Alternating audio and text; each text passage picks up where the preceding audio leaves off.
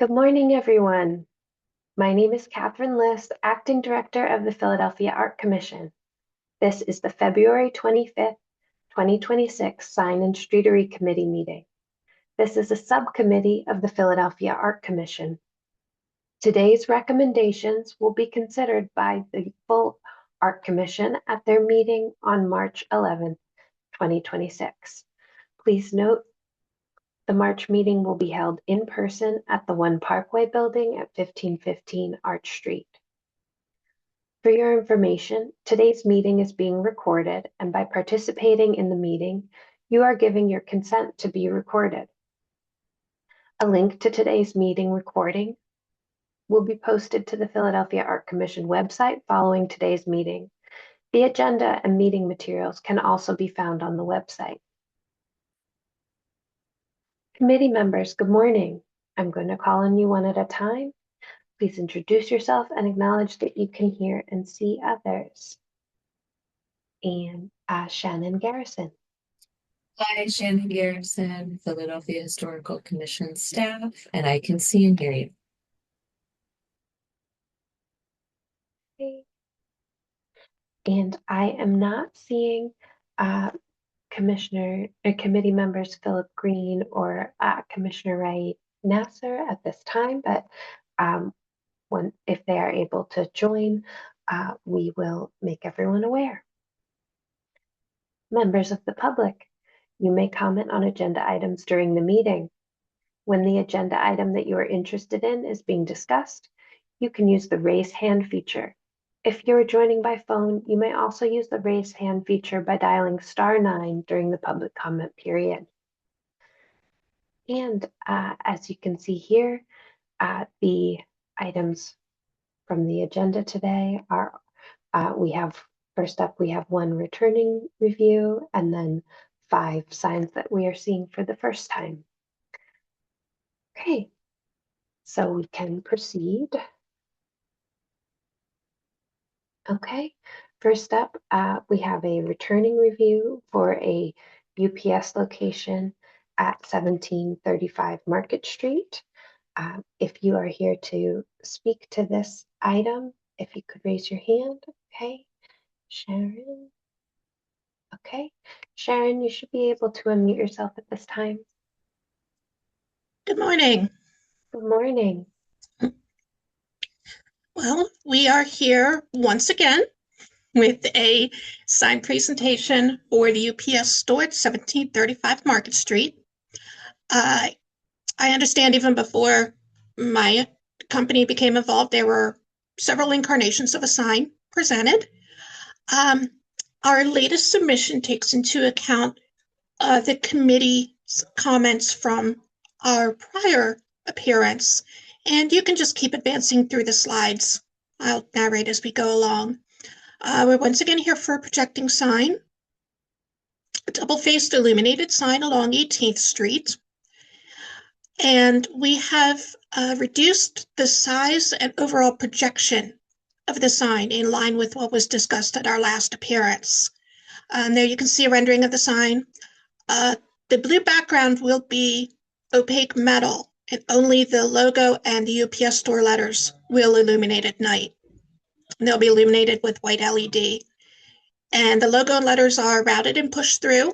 The depth of the white acrylic is approximately ½ inch off the face of the sign.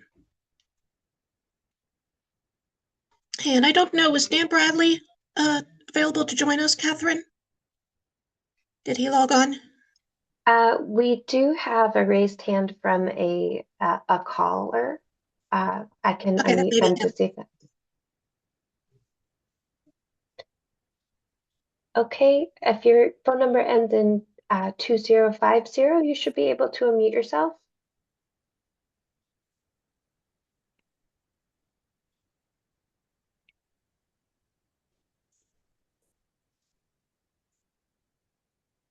Good morning.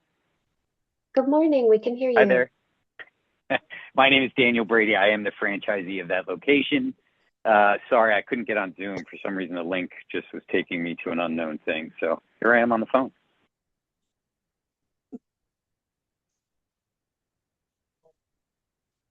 Okay. Um, Was there a specific question you guys wanted me to answer right now? Or? no, Dan, I just gave them, this is Sharon from Foreman. I just gave them a Hi. recap of Hi, Sharon. the current design and how we've taken into account the comments from the last appearance, specifically with the overall projection and no longer removing the light feature, that the new sign Right. will now be below it. I didn't know, I believe you were on last time, if you had any comments to add, or committee members, if you had any questions for either of us that need answered. Like I said, I know this is probably the third or fourth submission. Third, I think. I don't have any specific comments at this moment. Okay. So committee members, any questions, thoughts? Thank you, Sharon. Shannon, for a little bit of context, previous submissions had removed the existing light fixture and replaced it with an illuminated projecting sign. So I would say that this is a substantial improvement over that, and I am relieved to see the existing light fixtures are maintained in this proposal, as well as the overall reduction in the projection. Thanks, Kathy. Yeah, I apologize that this is actually the first time I'm seeing this, but I agree. I think this looks like a big improvement. My only comment is actually on the design of the sign itself. I feel like the UPS logo, if it was aligned vertically rather than horizontally, it's just sort of reading strange to me. But other than that, I think this looks fine to me. Yeah, I would agree with Sorry. what Shannon said about the orientation of the logo being a little jaunty. I also wonder. I did appreciate the elegance of the gray in the initial proposal, and which appears to be in line with some of the existing signage, and wonder if you would be willing to have the gray as the back rather than the blue. Dan, I'm open to it. Yeah, I'm open to it. I just don't. Committee members, I'm sure you can appreciate this. You've dealt with tons and tons of businesses. I'm a franchise owner. I have some entrepreneurial freedom, but there are other areas, especially when it comes to my franchise owner, the UPS brand itself, and what is done with their brand. But we'll definitely, especially if it's a make or break on the sign, we'll bring these requests back to the folks who work with the brand people at UPS about what's allowed and what isn't allowed. The comment on the layout of the sign, I appreciate 1,000%. I already took one pass at that because I was thinking that if the logo was on top and the letters were reading vertically down, that would be a much more elegant presentation. They have all kinds of prescriptions on where the shield needs to be in relation to the word mark at the UPS store, and so I've been struggling with that a bit, but we could take those, what I've heard so far, 2 notes back to the folks who designed the sign, see what we can do about that.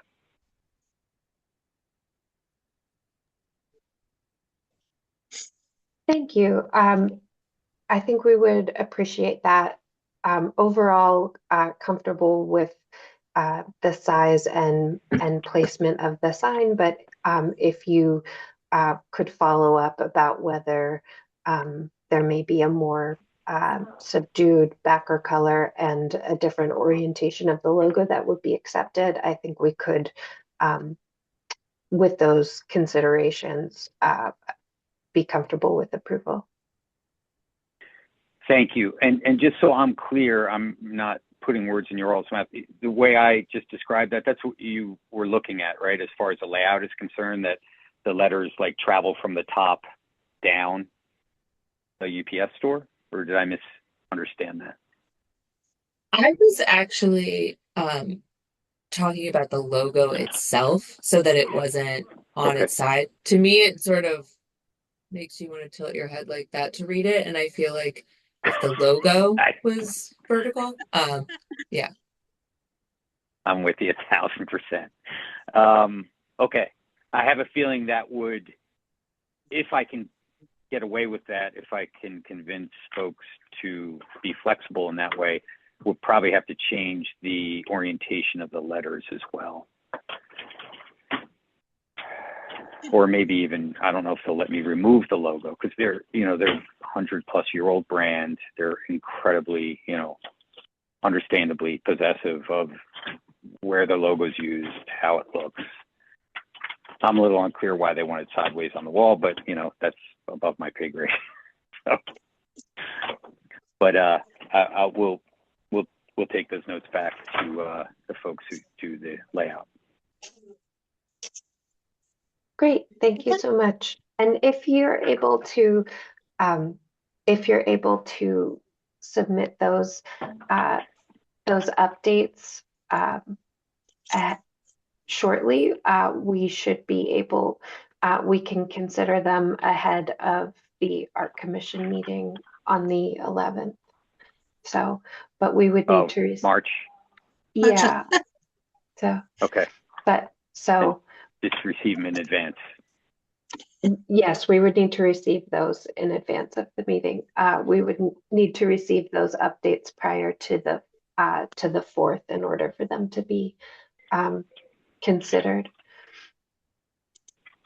Okay. Sharon, do you have any thoughts or? Not particularly. Pretty much everything they've addressed, Dan, would ultimately go to you. So yeah. I will let you work with the UPS people. Yep. And the color thing was an earlier iteration. I don't see that being an issue. I just got to get them to look at how we do the logo. Especially if it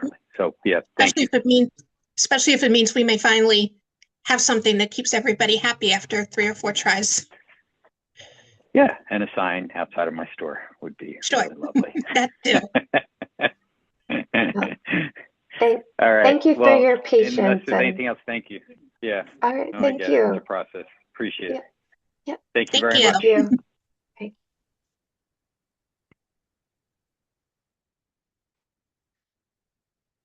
Okay. Okay. Next up, we have building identification signage for the Children's Hospital of Philadelphia. Peter Kelson, you should be able to unmute. Yes. Good morning. Good morning. And Bill from your team is able to speak now as well. Great. Well, once again, good morning, everyone. Peter Kelson, I'm zoning counsel to CHOP. We thank you for taking the time to review our application today.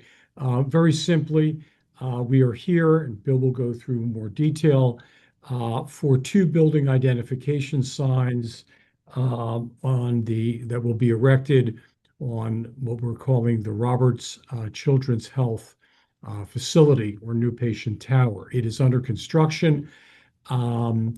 These signs are consistent with CHOP signage throughout the campus, as well as University of Pennsylvania signage.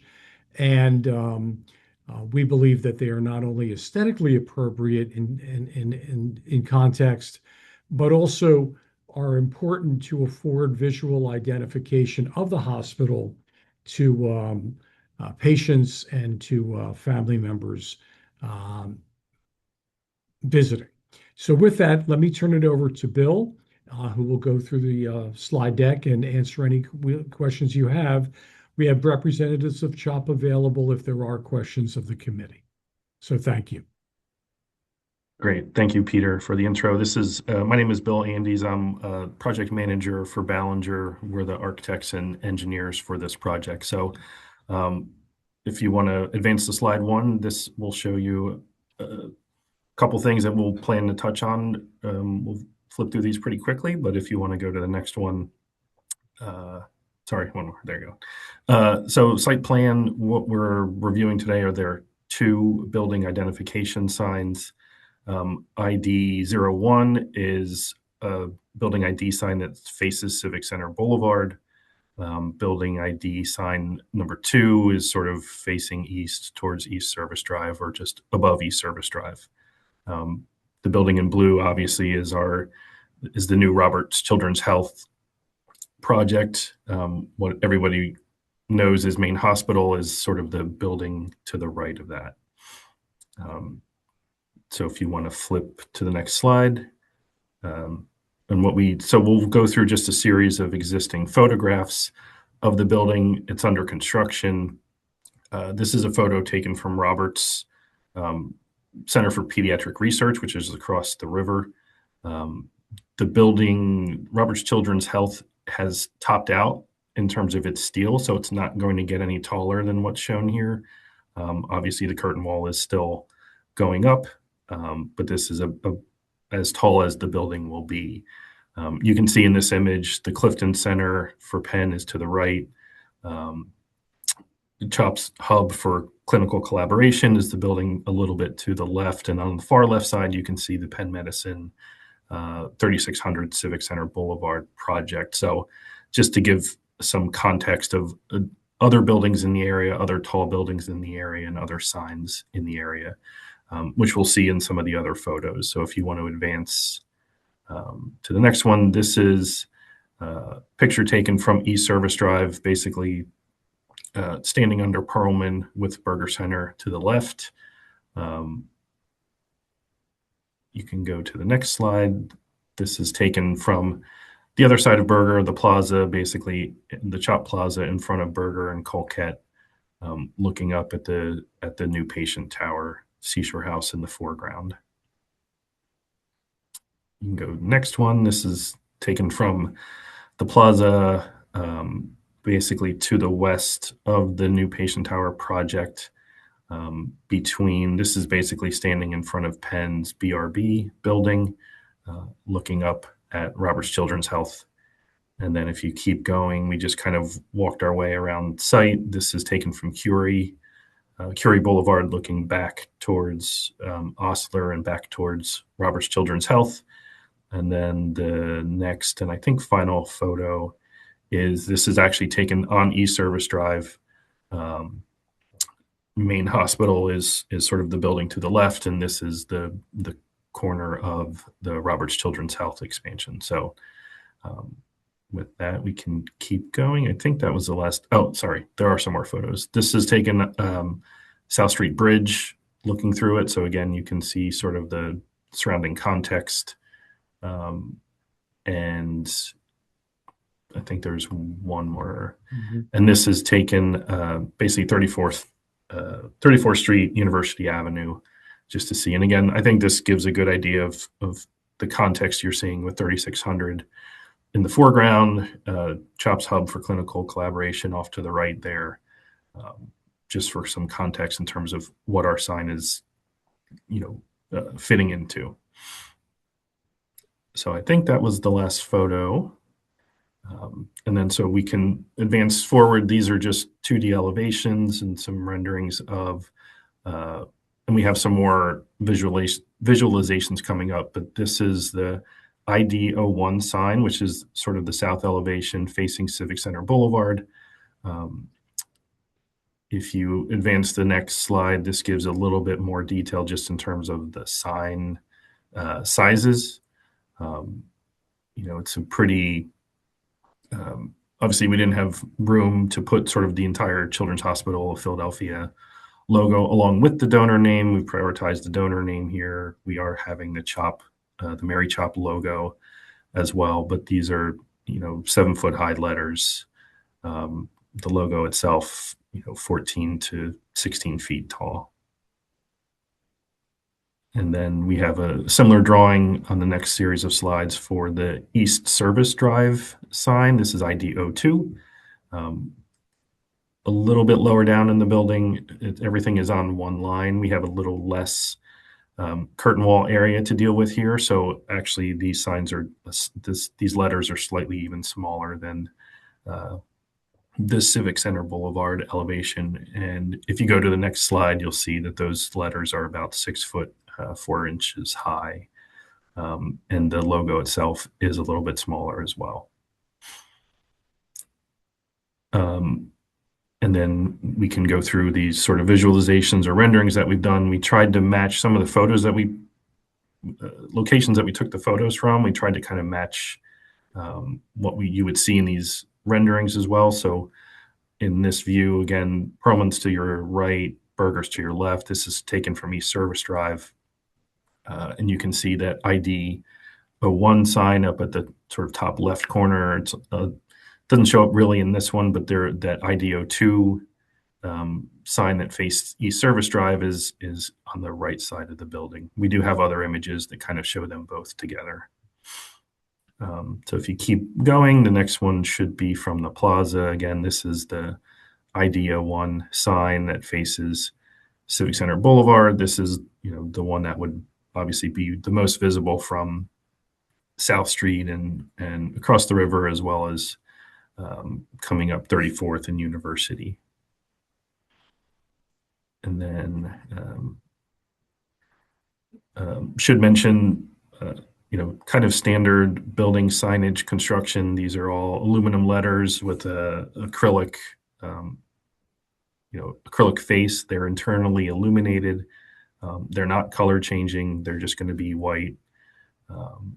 And we're working on the attachment details through the curtain wall, obviously still, but the intent is that there are vertical fins that come out of the curtain wall, pick up a frame that then supports the letters and the wiring and everything else that we need there. So this is just a zoomed in view of that tower top ID 01 sign facing Civic Center Boulevard. If you want to advance to the next slide, this shows sort of a nighttime rendering from the same view. And I think the next slide is just sort of a zoomed in. No, I guess not. This is ID 02, which is the East Service Drive sign. So again, slightly smaller, all on one line, but facing east. But same type of construction, same type of installation, internally illuminated, not color changing, just white.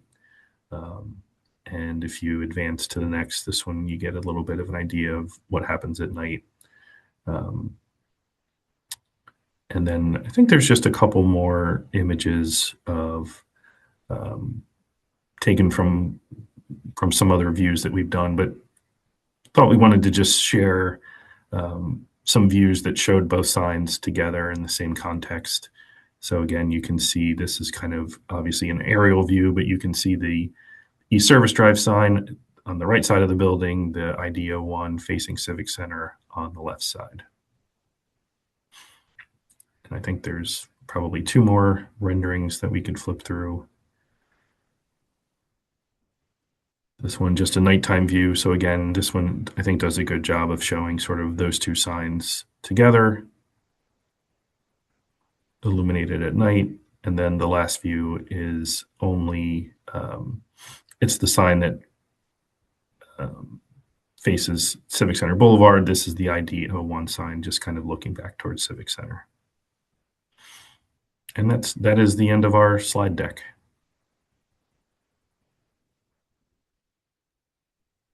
Great. Thank you so much for walking us through that. Sure. Shannon, do you have any questions about this? No, I mean, generally, I think this looks great. I don't have too many comments. I guess the ID 02 reads as like maybe a little crowded, with everything all in one line, but I don't know, I don't have major reservations about it. Yeah, and we have been going we're still in the early stages of working with the sign manufacturer.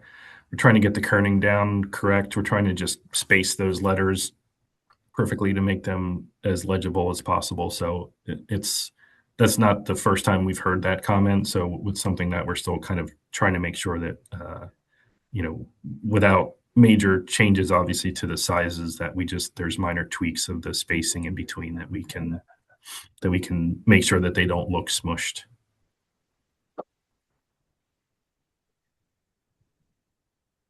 Thank you. And I would say I think that the proposal is overall well done and appropriate. So I don't have reservations about moving forward with approval. Great. Sounds good. Appreciate your time. We thank you so much, and Thank we look forward to seeing you on March 11th. Thank you. Thanks again. Thank you. Take care. Bye-bye.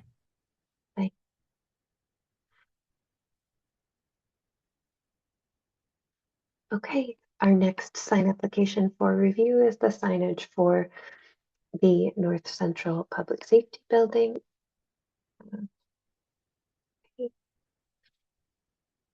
Peter, you should be able to speak at this time. Thank you. Can you hear me? Yes. Great. You can go ahead to the next slide. So this application is for 2100 West Diamond Street, the North Central Public Safety Building. It's located in North Philadelphia, right off Diamond Street.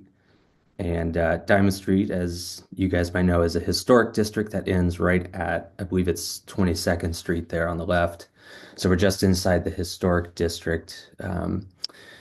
The facility will be a new home for the 22nd Police District, as well as a PAL center, and it will reside on that center lot, what we're calling the B lot, and the left and right flanking lots are going to be parking lots.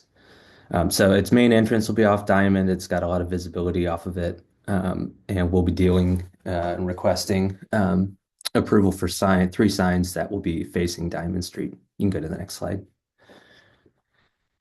There you can see the proposed layout of the parking lots as well as the facility. A little clearer, the police wing of the building is going to be a two-story section on the west side going down Van Pelt Street as well, with its entrance sort of on the north west corner. And then the PAL Center is going to be, you see where the building is recessed, is going to be on the right side of that, the northeast side of that.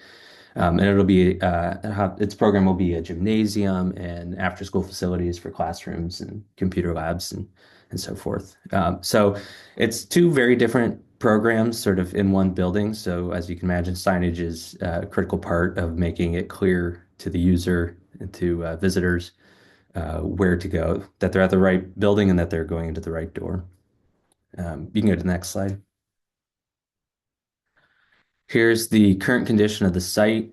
This is maybe a couple weeks old now, so the steel is more or less complete. You can see some steel going up with the crane, and in the background, all of these views are looking, you're on Diamond Street, either looking the top left to the west, you'd be looking right at the gymnasium. Top right, you'd be looking at the police side of the building, looking back towards Temple and Broad Street. And then on the bottom two views, you'd have that'd be just your view of the main entrance of the facility as well as the primary signage. You can go to the next slide, and you can see it rendered here.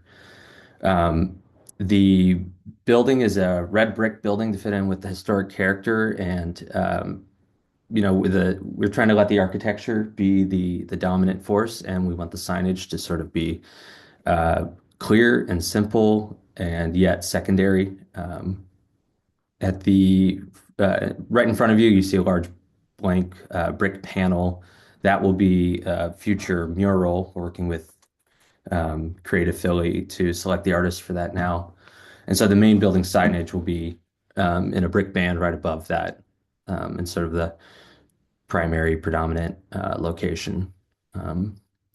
Go to the next slide.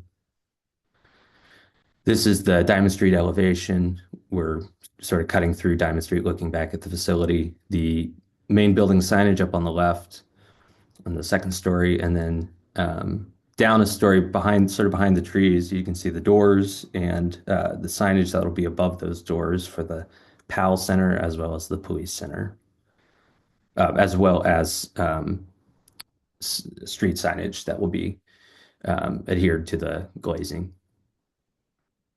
Go to the next slide.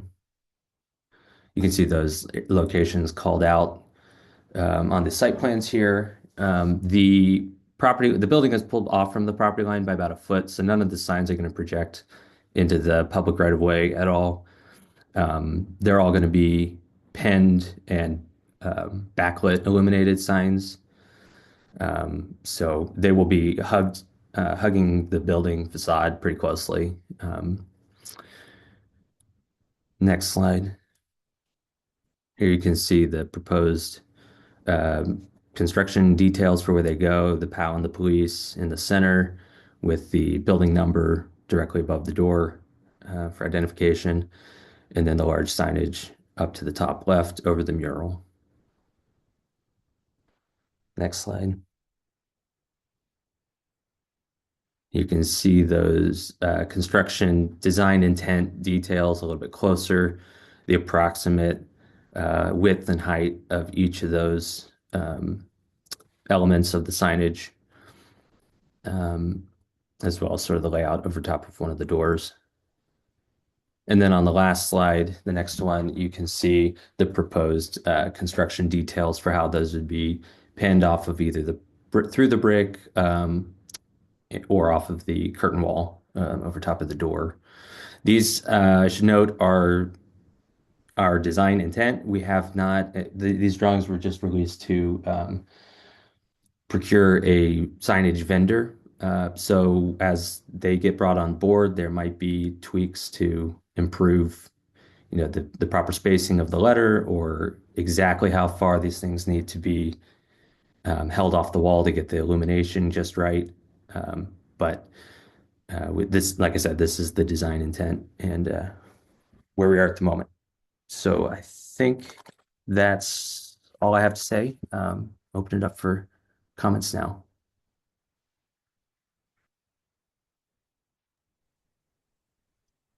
Thank you so much for walking us through that, Peter. Shannon, do you have any questions about this one? I don't. I think the signage is very elegant and nice, and I don't have any questions. Yeah, good job.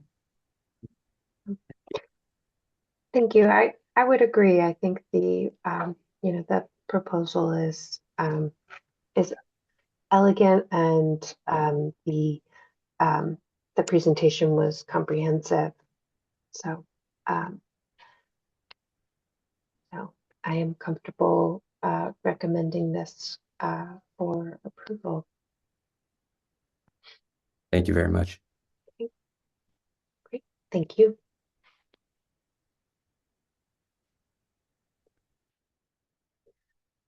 Okay. The next item we have is a SEPTA head house at 16th and Market Street. If you're here to speak to this item, if you could raise your hand.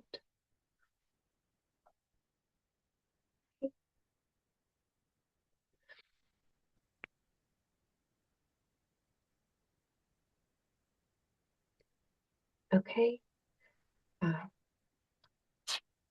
Elizabeth and Brian, you should both be able to unmute yourself at this time. Good morning. Good morning. Thank you so much for your time today. And do you have our slide presentation? We do. Just let us know as you'd like us to advance the slides. Staff will do so. Thank you. So we can go through. We're here for there's two head houses at 16th and Market, and the head houses lead to two SEPTA stations. So 15th Street City Hall for the L, B, and T, and also Suburban Station for Regional Rail. So if you could advance one slide, you can see the map of exactly where we're talking. So they're both at 16th and Market on opposite sides of the streets. And they are currently glass head houses, and they've been there for just over 10 years. In advance, please. And there you can see them, how they currently look today. And so if you advance one more slide, we're here to request for permission to put advertising on both of the head houses. The reason that we're looking to put advertising on here is because hopefully you guys are both aware, but SEPTA is currently experiencing a funding crisis. And so we're tasked with finding revenue every which way we can. And so we've identified these two locations, these two head houses, as opportunities to positively impact our revenue, which goes straight back into the operating budget, which helps to offset fare increases, operating costs. Anywhere we can use it, we will use that money. So that's where we are today. So this is a rendering. You can see there's a temple ad on there. I can let Brian, if we can advance one more slide, you can see the specs. It is a perforated material, so you can see through it, and there is not going to be advertising on the bottom half. So there is visibility, clear visibility through the bottom. Brian, anything to add?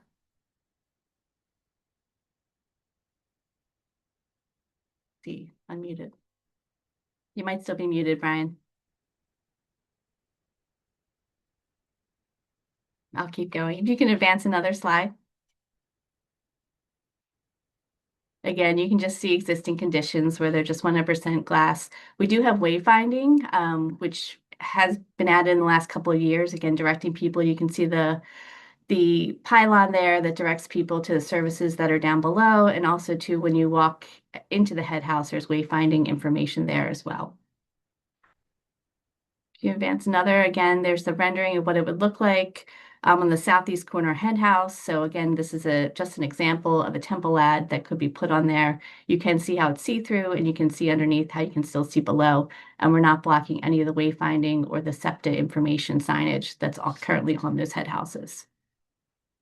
You can advance one more, please. Again, you can see that with the pylon there, the lollipop, as we also call them, that it's very obvious that this is an entrance to a metro station. One more, please. Again, the measurements for the southeast corner head house. You can see again where it's not covering the entire head house. You can go one more, please. So the signage, the ad itself is not illuminated, but the head house itself is illuminated. It is today, so you can just see how it would look at nighttime, where you can still see through it. One more, please. And so this is the perforated material. So this is what we use on other street furniture that we do see through, also on our bus windows and train windows. So the perforation so that you can see through it. Brian, anything to add? Can you hear me now? Can hear you. Yes, Brian. Yeah, no, you hit it right. I think the only thing I would add is the dimensions were taken consistent with, not infringing on wayfinding at locations, and the heights were determined based on that standard from SEPTA. And this is really our last slide. And the intent too would be to sell these to, we wouldn't swap out the advertising every single month. This would be a long-term deal. And again, it's the main goal here is we are tasked with finding new revenue opportunities to help with our crisis and to demonstrate to Harrisburg that we are doing so. And that's the end of our presentation. Thank you so much, Elizabeth and Brian. Appreciate that presentation. And Shannon, for some additional context, when this was when the head houses were previously approved back in 2015, it did explicitly disallow advertising at this location. So that is part of the motivation for this conversation, as this type of advertising is happening at other locations. So, and I think that, we can acknowledge that the situation has evolved since that approval in 2015. I will say I do appreciate the perforation of the proposed ad area, and that there is um, a clear space in the window pane remaining in order to ensure some visibility, clear visibility through. I wonder if there is potential to explore increasing that amount, or how that window was determined, if it was meant purely to align with the wayfinding signage, or if there's been any investigation of how an average height individual can see in or out from there to the stairs for safety purposes.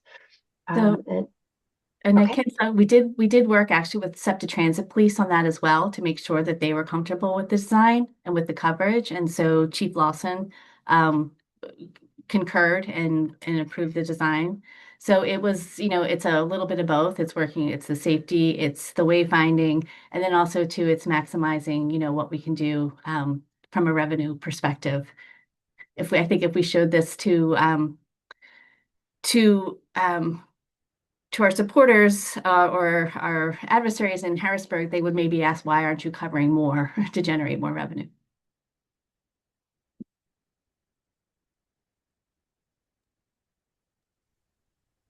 Thank you. Shannon, did you also have questions?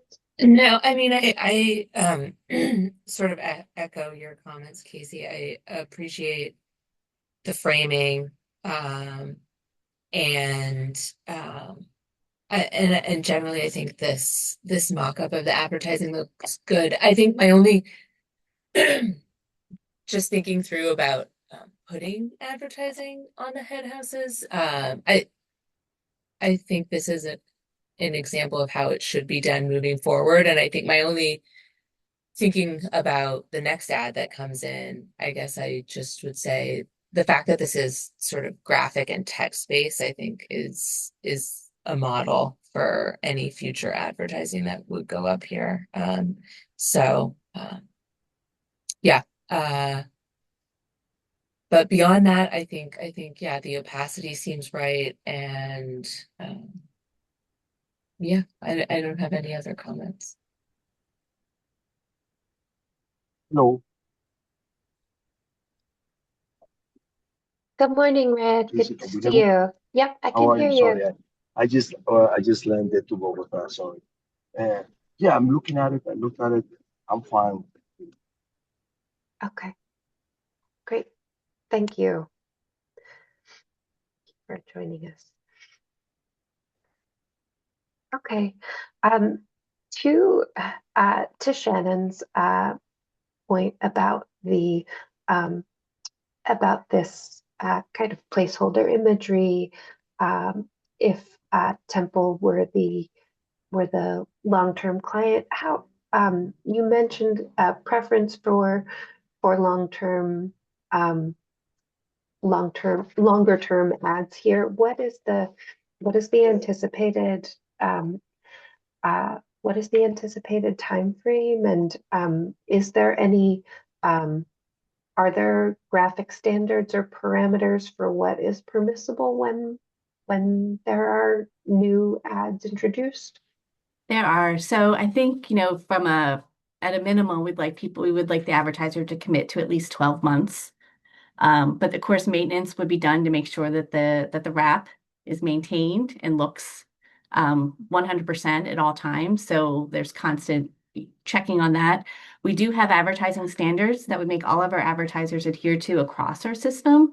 And then also too, we review all of the ads. So when everything comes through, we're just as you guys did with the UPS presentation, we're able to make some suggestions about what works best where. But I can share our ad standards, which really are just about rules, what we can and can't accept. some of it does come into play as far as aesthetics. But we really, because we do offer such large canvases in some places, I do feel like our advertisers do a great job at representing both their brand as well as the space.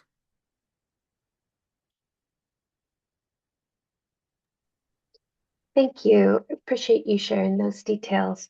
I think with that information, I am comfortable moving forward with the recommendation for approval if Shannon and Ed agree. I agree. I agree. Okay, Thank you all so much. We appreciate it. thank you.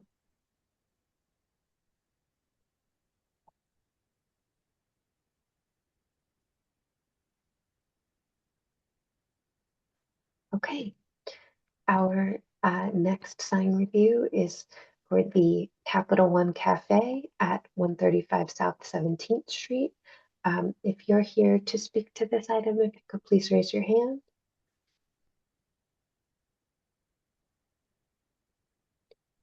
Okay, Chris, you should be able to unmute yourself. Yes, good morning. Good morning. This application is for the replacement of 2 existing signs with new signs for an updated logo.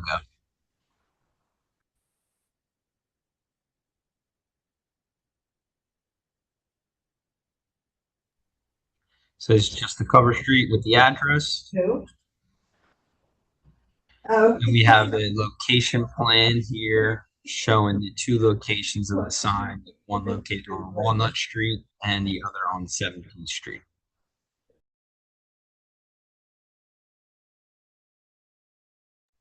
This is just showing some survey dimensions of the existing signage.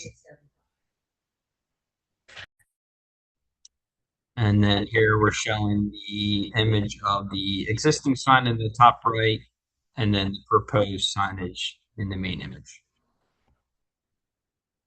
These are facelit channel letters mounted on a raceway, and the raceway is painted to match the features of the building.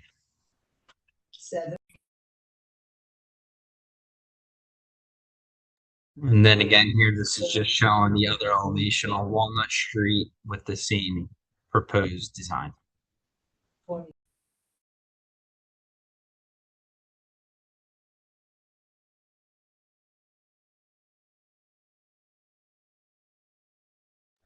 And then here we have the details of the signage, and in the top right shows you what it would look like once it's lit up at night.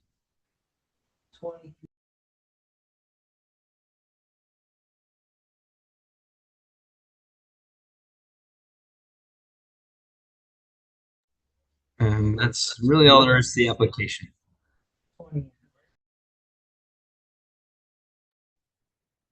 Okay, thank you for walking us through that, Chris. Shannon, Rhea, do you have any questions? Yeah. Wow. Oh, sorry. Go ahead, Ray. No, go ahead, please.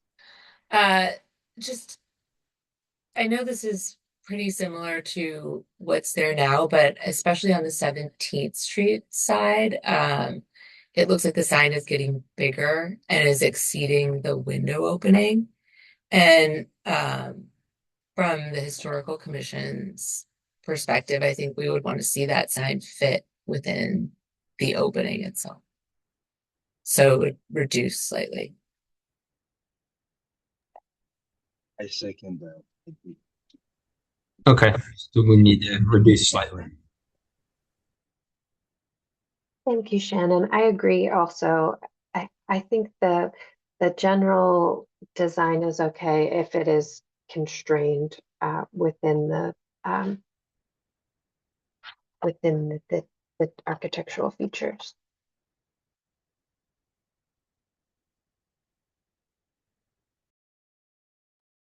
And that's a fair assessment.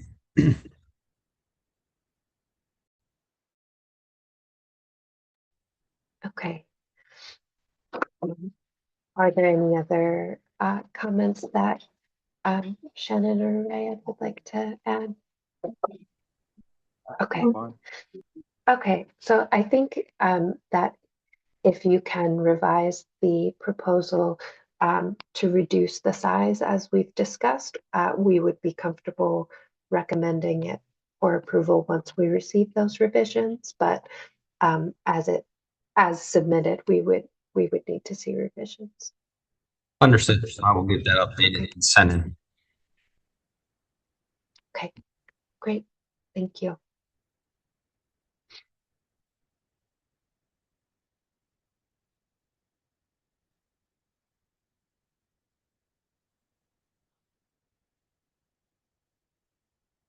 Okay. Okay, next we have the dermatology specialist at 1000 South Broad Street. If you're here to speak to this one, oh, I see Sharon. Sharon, you should be able to unmute yourself.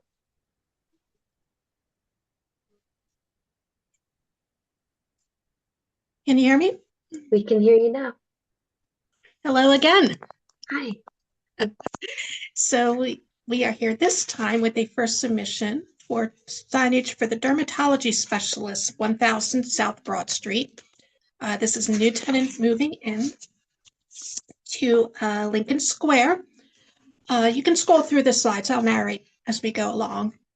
There you can see their existing storefront, other signage on the building, and then also that Sprouts actually is part of the building. It's sort of like an out parcel. And then if you advanced, you'll see across the street signage. And the next page is the tenant panels on an existing freestanding sign that will be replaced. The building signage, if you would advance, please, that just shows where their space is in relation to other tenants. Here we have a drawing. This is a basic set of LED lit channel letters. The faces will be white acrylic. And then the logo will have the blue vinyl teardrop accents on it. And that is translucent vinyl. And if you'd like to advance, please. The tenant panels are, next slide, please. There you can just see the sign and how it looks at night. The tenant panels fully complement the other tenants with the dark background. And then the white copy, again, with the vinyl accents on the eyedrop logo. And that is pretty much it.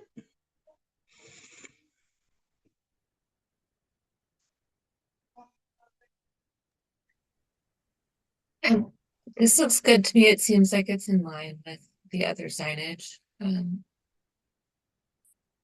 So I don't have any questions.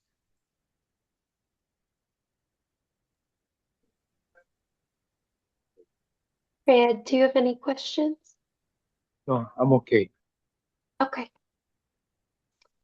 Yeah, I agree with Shannon. I think that this looks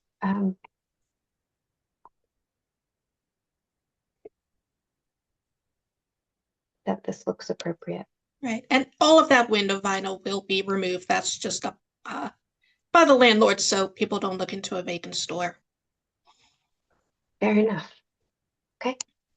Great. I think we can recommend for approval. Okay. Thank you, everyone. Thank you. Okay. We have reached the end of our agenda. So these recommendations will be reviewed by the Art Commission on March 11th. All right. Thank you.